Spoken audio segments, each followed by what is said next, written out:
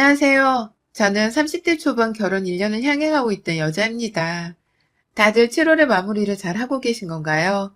어느덧 한 해의 절반이 완전히 지나가는 기로점에 놓여져 있네요.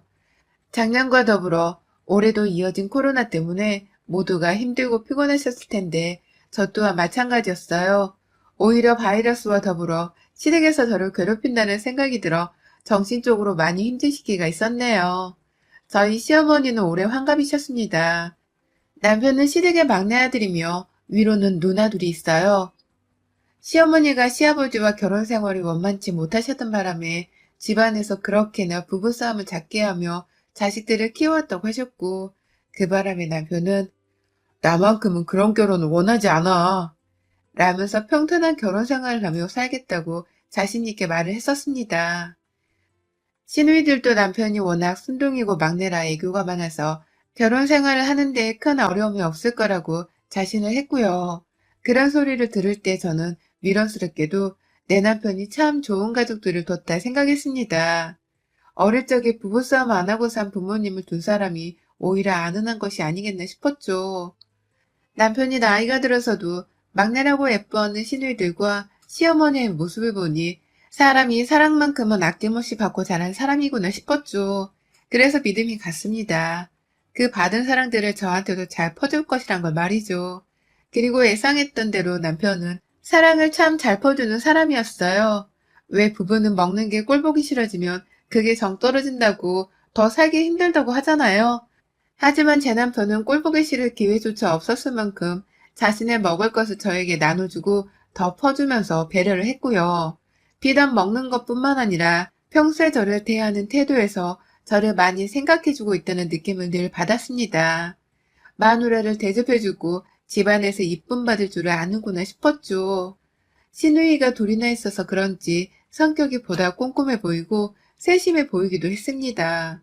출근하고 서로 안 보는 사이에도 죽어라 보고 싶다고 전화를 하는 남편을 보니 저도 점점 제 남편이 더욱 좋아질 수밖에 없었고 이 맛에 신혼을 사는구나 싶기도 했죠.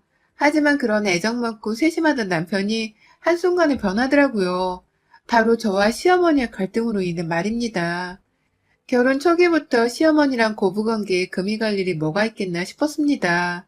드라마를 보면 시어머니가 막 작정을 하고서 며느리를 괴롭히지 않는 이상 웬만하면 사람들이 초반에는 멋모르고 잘 살길래 저희도 그럴 줄 알았어요.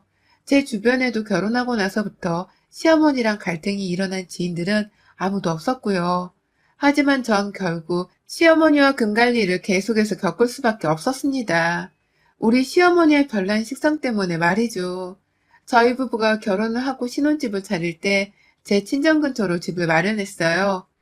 시댁은 저희 회사랑 너무 떨어져 있기도 했고 친정 주변 동네가 아직 재개발이 덜 된 지역이라 집값은 싼 편인데 추후 재개발이 될 가능성도 농후해서 미래의 투자를 생각해서라도 몫이 좋은 동네였거든요.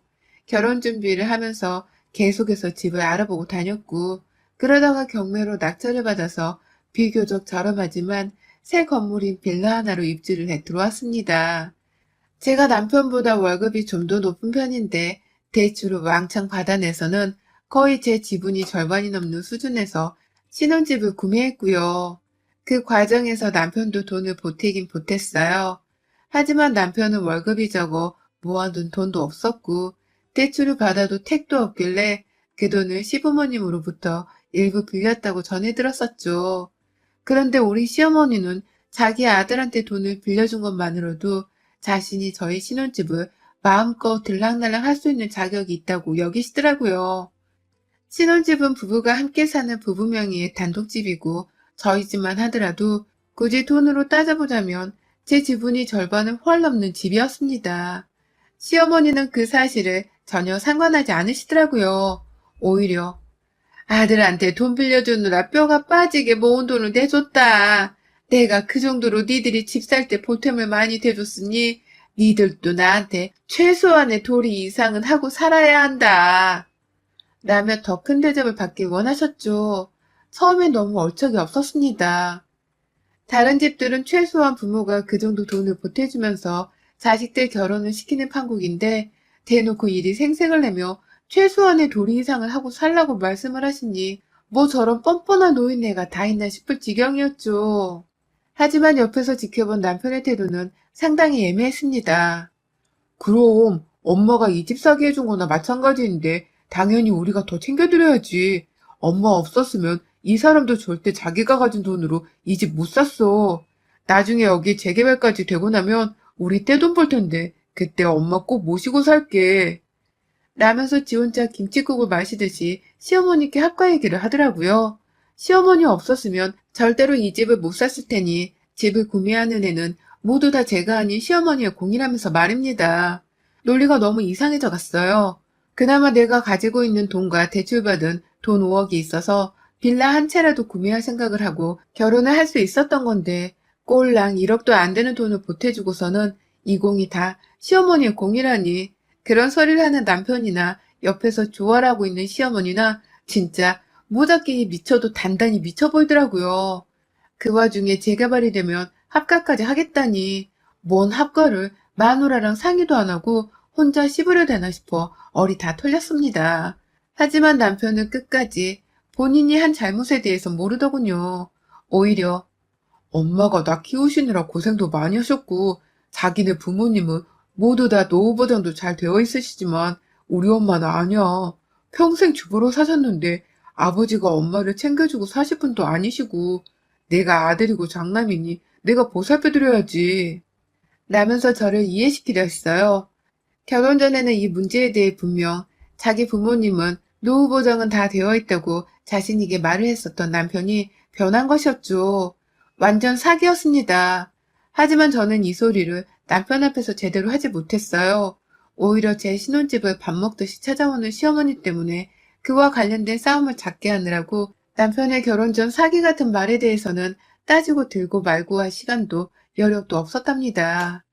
퇴근을 하고 집에 오면 시어머니는 늘상 집에 와 계셨어요. 저희 친정엄마가 저희 부부 출퇴근하며 시간 전략하고 먹을 수 있는 반찬이나 냉동고기들을 자주 사서 냉장고 안에 넣어두곤 하셨는데요. 그걸 보란 듯이 꺼내서는 드시더라고요. 그것도 제가 아직 퇴근도 안 했는데 저랑 같이 먹을 생각도 하지 않은 채 혼자 고기 불판까지 찾아서는 꺼내다가 구워 드셨습니다. 옆에서 남편은 우리 엄마 배고프대 라는 소리를 변명이라고 짓거리며 자기 엄마한테 밥까지 퍼다 준 채 같이 먹고 있었고요. 엄마가 사준 소고기가 시어머니랑 남편의 배로만 들어가고 있는 걸 보니 신혼 초부터 급 오만정이 떨어지더라고요. 분명 남편은 배려 있고 세심한 사람이었는데 시어머니가 저희 신혼집을 방문하기 시작하면서는 완전히 지인상의 주책바가지로 변했습니다. 제 눈에 남편이 밥 먹는 모습은 더 이상 멋져 보이지 않았어요. 오히려 더럽고 없어 보이는 하찮은 남자로 보이기 시작했죠. 하지만 남편은 이 사실을 모른 채 아주 잘만 우리 엄마 반찬을 먹더라고요. 옆에서 시어머니도 마찬가지셨고요. 문제는 이걸로 끝이 아니었다는 겁니다. 시어머니가 저희 집에 오셔서는 엄마 반찬을 그대로 자기 집에 들고 가는 상황까지 발생을 했어요. 저희 집 반찬을 시어머니께서 둘이서 먹기에 너무 많잖아. 그냥 내가 집에 들고 가서 우리 집 양반이랑 애들이랑 같이 먹을게. 음식 남기면 천벌 받는다 너. 라는 말과 함께 아주 뻔뻔하게 통을 봉지 안에 담아서는 들고 나가려 하더라고요. 옆에서 남편은 우리 큰 누나가 이거 좋아하는데 장모님이 역시 반찬 만드는 센스가 라며 시어머니의 행동에 맞장구를 치고 있었고요. 상황이 그 지경에까지 이르니 저도 화가 나더라고요. 뭐 화는 진작에 나긴 했지만 그래도 신혼인데 싸우며 어긋나기 싫어서 최대한 맞춰나가려고 했습니다. 시어머니 문제도 내가 조금씩 불편한 내색을 하면 혼자 알아서 눈치껏 행동할 줄 알았어요. 우리 집도 그만 오고 집 구매하는 데에 보태줬단 개소리도 그만할 줄 알았거든요. 그런데 자기 집에 살고 있는 결혼하는 시누이들 목까지 챙겨야겠다면서 우리 집 냉장고 안에 우리 엄마 반찬통들을 죄다 뺏어가는 시어머니의 모습을 보니 이건 진짜 그지 새끼랑 결혼했다고 해도 이상할 게 없어 보였습니다. 이러다 나중에 시누이들까지 합세를 해서 우리 집에 밥 처먹으러 오는 게 아닌가 싶더라고요. 하다못해 나이 들어서는 저희 부부 손에 요양보호를 바랄 수도 있겠다 싶었고요. 그래서 몇 번 참다 말고 또다시 엄마 반찬통을 가져가려 하는 시어머니께 물었죠. 저번에 들고 간 우리 엄마 반찬통을 가져 나오시고 새 반찬을 가져가세요. 저희 엄마가 무슨 급식 아줌마인 줄 아세요? 남이 시간 쏟아 만든 반찬을 공짜로 가져갈 거면 뭐라도 고맙다고 작은 과일 몇 개를 사오던가. 하다못해 반찬통 정도는 도로 씻어서 곱게 들고 와야 하는 게 기본 아니에요? 진짜 이건 뭐 반찬 하나 살 돈도 없는 사람들을 구제해주는 것도 아니고 말이야. 라고 말입니다. 일부러 싸가지 없는 표정이란 표정은 다 지어 보이면서 시어머니를 굉장히 불쌍하지만 연민은 느껴지지 않는 하찮은 존재라는 듯이 꼬라봤습니다. 우리 집 냉장고에서 반찬을 빼내고 있던 시어머니의 위아래를 훑으면서 가지가지 한다. 라며 혼잣말로 중얼거리다가 옆에서 토끼 눈을 뜨고 저를 바라보고 있던 남편도 함께 째려봤습니다. 뭘 봐. 생각이 있으면 자식인 네가 나서서 그만하시라고 그만 오시라고 말을 해야 하는 거 아니야? 내가 니네 엄마 모시자고 이 결혼을 한 줄 알아? 너 정말 그렇게 생각한 거니? 만약 내가 니네 엄마랑 누나들 반찬거리까지 챙겨주고 살아야 한다 생각한 거면 당장 이혼해.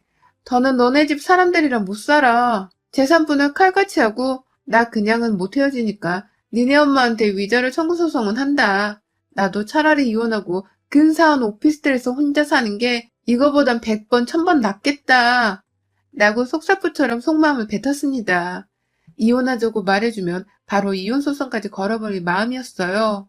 신혼집에 매일같이 찾아와서 반찬통을 가져갔다는 사실만으로 소송이 승소할란가는 모르겠었지만 겁지기용으로는 딱이겠다 싶었죠. 그리고 이런 저의 의도가 먹혔는지 남편은 순간 이혼 얘기가 나올 줄은 몰랐다며 퍽 당황하더라고요. 그러더니만 황급히 어머님을 집으로 돌려보내려 했죠. 시어머니는 들고 있던 반찬통을 내려놓더니 니네 엄마 반찬통을 가져다 주면 될 거 아니냐. 겨우 반찬 몇 개로 더럽게 생색이네. 라면서 궁시렁거리며 집을 나가셨어요. 거의 남편한테 등 떠밀려서는 억지로 나가신 것과 다름이 없었죠. 둘이서 남겨진 신혼집 안에서 남편은 여전히 충격이라는 듯이 저를 붙잡고 말을 못하더니만 첫마디가 정말 이혼을 생각하는 건 아니지? 라더군요. 자기 엄마랑 그 진상을 신혼집에서 떨어놓고도 제가 절대로 자기랑 이혼만큼은 하지 않을 거라 굳게 믿고 있었던 것처럼 보였습니다. 아주 가지가지 하는 놈이었죠. 내가 왜 이혼을 생각 안 해? 이 지경으로 신혼집을 망쳐놓고 내가 왜 너 같은 놈이랑 더 살아야 해? 내가 능력이 없어 뭐가 딸려? 네가 보태준 돈 1억 없어도 나 서울 안에서 오피스텔 정도는 충분히 혼자 사서 살 수 있어. 너 같은 거 거둬준 것만으로도 감지덕지인데 내가 왜 니네 엄마 목구멍으로 들어가는 음식에 니네 누나들 먹을 반찬까지 갖다 바치고 살아야 하냐고. 왜 니네 엄마는 그걸 고마울 줄 모르고 매번 당연스레 가져가는 거야? 라면서 또다시 속사포로 뱉어내며 불만을 표현했죠. 제가 한참 불만을 얘기하니 남편은 결국 고개를 떨구며 전혀 생각을 못했다고 하더라고요. 제가 늘 똥 씹은 표정을 짓길래 오히려 자기 엄마한테 며느리답게 고분거리지 못하는 모습이 열불이 나서 더욱 자기 엄마를 신혼집에 데려왔다고 하더라고요. 그 말이 오히려 저를 더 열불나게 했고 결국 대판 싸우다가 저는 친정으로 갔어요. 남편은 정말 이러다 이혼하고 소송까지 가서는 집마저도 팔아야 하는 건가 싶었는지 내내 전화를 하고 친정에 찾아와 애원을 하다가 결국 백기를 들며 다시는 시어머니를 집에 모시고 오지 않겠다는 약속을 내걸었습니다. 여태 이혼하라고 같이 화를 내고 계시던 저희 친정 부모님도 남편의 약속에 제가 다시 신혼집으로 들어가는 걸 허락하셨고 그렇게 전 이틀 만에 다시 신혼집으로 돌아올 수 있었어요. 남편이랑은 각서를 썼고 언제든지 내 집에 시어머니가 내 허락 없이 들어오시는 날엔 무조건 이혼해 이혼 책임도 물을 거라며 지장을 찍었죠. 그리고 그날부터 남편은 저희 엄마의 반찬을 거의 입에 대지 않았습니다. 자기 엄마를 생각하면 여전히 마음이 슬픈 건지 저희 엄마 반찬통을 꺼내서 저녁이나 아침상을 차리면 남편은 그냥 손도 대지 않더라고요. 오히려 한 번은 밥 생각이 별로 없어서 그냥 대충 시리얼이나 비빔밥으로 먹으며 때우고 싶다는 말도 꺼냈어요. 덕분에 제가 아침 출근 시간이 덜 바빠서 좋았고 남편에게는 시리얼만 주고 저는 한식을 꼬박 먹으며 출근을 했습니다. 퇴근을 하고 나서도 남편은 고기를 구워 먹는다거나 본인이 직접 요리를 하면서도 저희 엄마 반찬만큼은 입에 대려 하지를 않길래 온전히 저 혼자서만 그 반찬을 다 먹었어요. 그러다가 한 일주일 정도가 지나서부터 제 인생이 단단히 꼬이기 시작했어요. 30년 겨우 산 인생이지만 정말 흑역사라고 꼽을 만큼의 최악의 상황들을 다룬 것도 아닌 회사 한복판에서 아주 수차례 경험을 하고야 말았습니다. 제가 바로 설사병에 걸리고 만 것이었습니다. 가장 처음은 출근길이었어요. 지하철 타고 출근을 하는데 가다 말고 속이 너무 부글부글 거리는 바람에 거의 얼굴이 패닉이 되어서는 지하철 정류장을 빠져나와 역 안에 화장실까지 직행을 했습니다. 그날 첫 고비를 겨우 넘기고서는 뭘 잘못 먹은 건가 싶어서 상당히 혼란스러웠습니다. 회사에 가고 나서 점심시간도 되지 않았는데 갑자기 배가 또 막 부글거리기 시작한 거예요. 아우 진짜 순간 나오겠다 싶어서 얼굴이 또 패닉이 된 채로 쭈뼛쭈뼛 거리며 화장실로 뛰쳐 들어갔습니다. 너무 괴롭고 힘들었는데 더 큰 문제는 제가 도저히 제 업무에 집중을 할 수가 없다는 것이었어요. 여러분, 일하고 직원들이랑 회의하고 대화하던 도중에도 설사 신호가 찾아왔고 결국 그날 저는 거의 화장실에서 하루를 꼬박 살았어요. 직원들 보기 민망한 건 둘째치고 집에 가는 길도 까마득해 죽을 것 같았죠.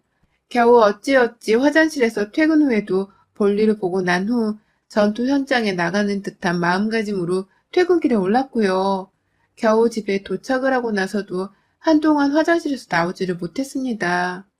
밖에서 남편은 괜찮냐고 저를 걱정하고 있는데 남편 목소리가 제대로 들리지도 않을 정도였죠. 하지만 문제는 그날 하루로 제 설사병이 끝이 아니었다는 겁니다. 거의 사흘 정도를 지속하다 보니 저도 이게 심각한 문제라는 것을 인지했고 결국 병원을 찾아 수액까지 맞는 상황이 일어났어요. 급성 감염성 설사라고 하는데 아무리 생각해도 제가 뭘 어떻게 잘못 먹어서 이렇게 된지를 모르겠더라고요. 그러다가 문득 우리 엄마의 반찬이 생각났고 반찬이 상했나 싶은 마음에 집에 가자마자 반찬을 모조리 다 버렸습니다. 그런데요, 그 순간 뒤에서 남편이 아깝다 라고 하더라고요. 그냥 정말로 음식을 버리니까 아까워서 했을 말일 텐데 저는 왜인지 그 순간 남편의 말이 진심이 아닐 수도 있겠다 싶었습니다. 그간 우리 엄마 반찬 먹기 싫어하면서 입에 대지도 않던 사람이 이제 와서 아깝다고 그러는 것도 웃겼고 내가 이 반찬을 먹고서 설사를 몇 날 며칠 했던 것일 수도 있기 때문에 버리는 것이었는데 그걸 가지고 아깝다고 하다니 뭔가 앞뒤가 단단히 맞지 않았습니다. 그리고 그제서야 저는 설마 남편이 이 반찬에 무슨 약이라도 탄 건 아닌가 싶은 생각이 들더라고요. 자기 엄마를 매몰차게 집안에서 쫓아내고는 더 이상 집에 들이지도 말라고 각서까지 쓴 저를 어떻게든 골탕 먹이기 위해서 남편이 저지른 자작극이자 복수극 말입니다. 설마 하는 생각이 사람을 잡을 수는 있겠으나 저는 혹시 모른다는 마음에 남편의 뒤를 살펴보기로 했죠. 제가 회사를 가야 하는지라 도저히 남편의 일거수일투족을 감시할 수가 없어서 집안에 일단 소형 카메라 한 대를 들였어요. 다른 곳도 아닌 냉장고에 있는 부엌이 보이도록 거실 벽에 있는 시계 위에다가 카메라를 조심히 놓아두었고요. 그걸 놓아두면서도 내가 지금 무슨 짓을 하는 건가 싶더라고요. 정말 남편이 약이라도 타는 모습이 찍히면 어떡하나 싶고 그러면 그 다음은 정말로 이혼인가 싶기도 하고 말이죠. 기분이 심란하고 믿었던 배우자한테 당한 치욕에 수치스럽기도 한 와중에 저는 평소처럼 엄마한테 또다시 반찬을 받았고요. 그걸 냉장고 안에 넣어두고는 남편 앞에서 보란듯이 꺼내 먹곤 출근을 했어요. 다행히 그날은 설사병이 또 도지진 않았습니다. 하지만 그 다다음 날 저의 설사 증상은 다시 시작되었어요. 아주 누가 마치 짰다는 듯이 제가 엄마 반찬을 받아온 걸 남편에게 보여주자마자 제 설사병이 시작되더라고요. 이쯤 되니 남편이 범인인 것이 확실하다는 생각이 들었고 직장에서 수시로 화장실을 가서 생고생을 하며 배 아파하다가 반차를 내고 결국 집에 돌아왔습니다. 집에 와서도 또다시 화장실에서 일을 치르고서는 거의 분노의 심호흡을 하며 카메라를 빼들었어요. 그리고 녹화본을 살폈죠. 그 녹화본을 보면서 저는 또다시 배가 아파 화장실에 가야만 했는데 그 안에 찍힌 인물을 보고는 소름이 돋아 제자리에서 멈춰서고야 말았습니다. 누군가 분명히 우리 엄마의 반찬에 약을 탔습니다. 제가 생각했던 것이 맞았던 겁니다. 하지만 제게 설사병을 안긴 약을 탄 인간은 바로 제 남편이 아닌 시어머니셨습니다. 시어머니가 이 짓을 다 꾸미고 계셨던 겁니다. 카메라에 찍힌 시어머니 얼굴을 캡처하자마자 남편에게 전송했습니다. 시어머니께도요. 법적 절차를 받아야 할 거라면서 아주 그냥 바로 인생 쪽나게 만들어주겠다며 떵떵거리며 협박을 하고서는 집안의 남편 짐을 모두 다 싸버려선 집 밖으로 내놨어요. 친정 부모님은 놀라서 집으로 뛰쳐오셨고 저는 또 그 와중에 설사를 멈추지를 않아서 계속해서 화장실을 들락거리면서 거의 눈물도 나오지 않을 정도로 온몸에 수분이 빠져나가고 있었습니다. 화장실에서 볼일을 보고 기어나와서는 물을 벌컥벌컥 마시다가 친정 부모님 도움으로 병원까지 갔고 어찌저찌 수액을 맞고서는 집에 와보니 남편이 도착해 있더라고요. 제가 밖으로 던져낸 자기 짐들을 모조리 다 챙겨 들어와서는 현관 앞에서부터 무릎을 꿇은 채로 저와 제 부모님을 기다리고 있었습니다. 그러더니 말하더라고요. 이런 일이 벌어지고 있는 줄 정말 몰랐어. 엄마가 감히 약을 탔을 줄은 정말 상상도 못했습니다. 한 번만 용서해 주세요. 저도 정말 몰랐던 일입니다. 라며 울부짖기까지 했고요. 남편이 몰랐다면 어떻게 남편은 귀신같이 우리 엄마의 반찬을 입에도 대지를 않았으며 다시 우리 엄마가 반찬을 집에 가져다 줬을 때 시어머니가 집에 찾아와 또 약을 탈 수 있겠냐면서 남편을 향해 말 같자는 거짓말 집어치워! 이 천하에 더럽고 치사한 새끼! 니들 모자 내 손에 다 죽었어! 라며 소리를 질렀어요. 하지만 남편은 정말로 끝까지 결백을 주장하더라고요. 우리 엄마가 너한테 그런 취급을 받으셨는데 나라고 기분이 좋겠냐고. 그냥 우리 엄마 생각이 나서 차마 장모님 반찬을 먹을 수가 없었어. 그게 전부야. 그러다 네가 설사병이 나서 수혜가 맞았다는 걸 엄마랑 통화하면서 지나가는 말로 말씀을 드렸고 이제는 괜찮아져서 장모님 반찬도 도로 먹고 있다는 말도 했던 게 전부였어. 진짜야. 라고 말이죠. 그 말을 들으니 남편도 진짜 아무것도 모르고 있었을 수 있겠다 싶더라고요.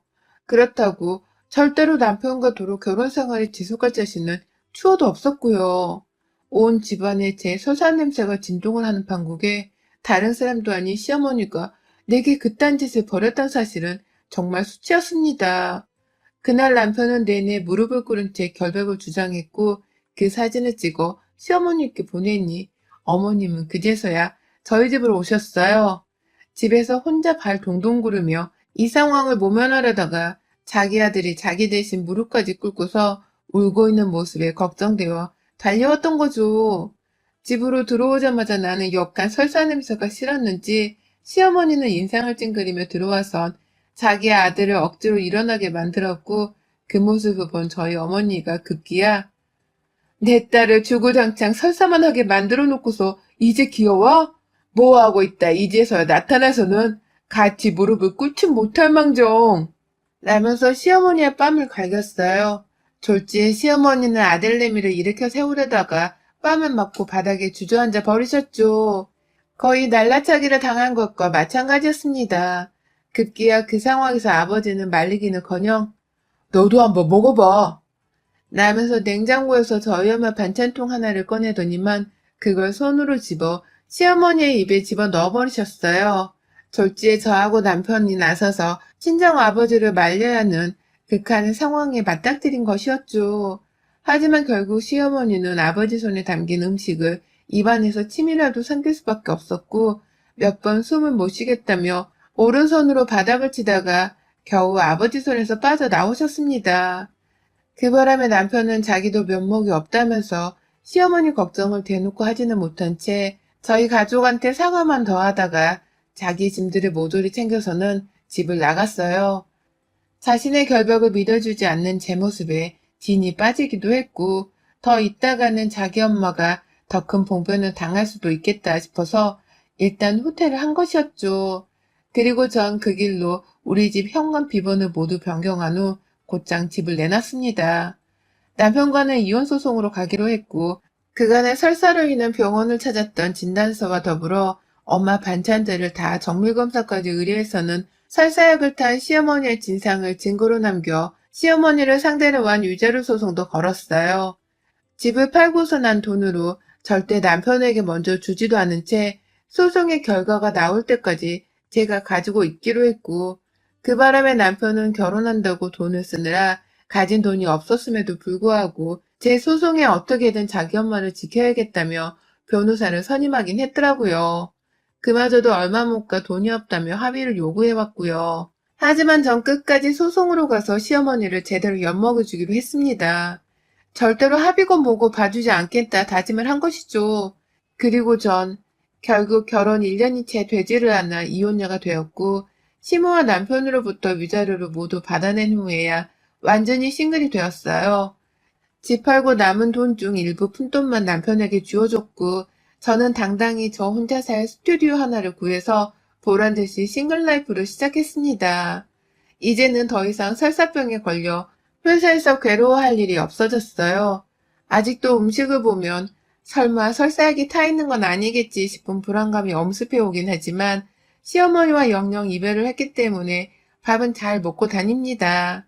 시어머니 하나 잘못 만나서는 제 몸뚱이가 제대로 고생을 했다는 생각이 들어 요즘은 영양식으로 가득 챙겨주고 있답니다. 여러분의 생각은 댓글로 남겨주세요.